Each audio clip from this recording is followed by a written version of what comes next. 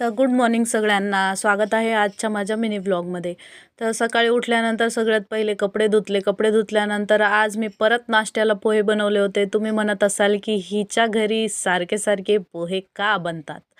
तर असं आहे ना, आमच्या घरी पोहे सर्वांना खूप आवडतात नाश्त्याला, आणि ते पण तिखट झणझणीत पोहे.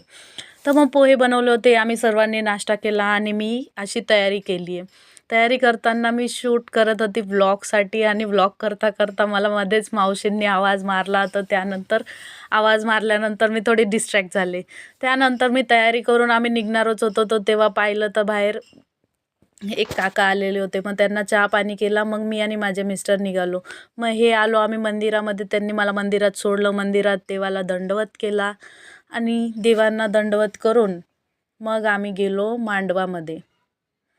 तिथे काल्याचं कीर्तन होतं. इथे देवाला दंडवत केला आणि इथे असं बसलेलो होतो काल्याचं कीर्तन ऐकत. या बाजूला बसलेल्या आहेत त्या बाजूला बसलेल्या आहेत त्या माझ्या मावशी आहेत, म्हणजे बाजूला राहतात त्या.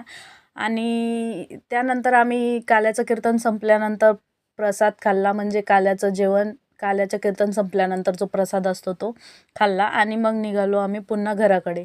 काल्याचं कीर्तन ऐकून खूप छान वाटलं.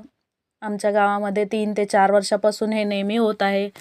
दर थंडीच्या दिवसांमध्ये हे काल्याचं कीर्तन केलं जातं.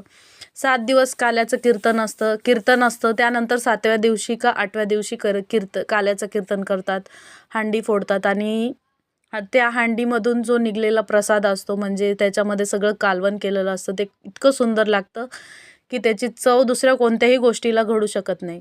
त्यानंतर घरी आले. घरी चालत आलो आम्ही, कारण त्याच्या पप्पांना तिथंच थांबायचं होतं वाढायसाठी. मग आम्ही घरी आलो. सर्वात प्रथम आल्यावर समजलं की पाणी येतंय. मग पहिले केसवरती बांधले. कोणाला केसवरती बांधल्याशिवाय काम सुचत नाही, त्यांनी नक्की सांगा. मग पाणी भरलं, या लाडू खाल्ला. लाडू खाल्ल्यानंतर मग ते आलेले होते. मग गप्पा मारत बसलो. मग थोडीशी व्हिडिओ एडिटिंग केली.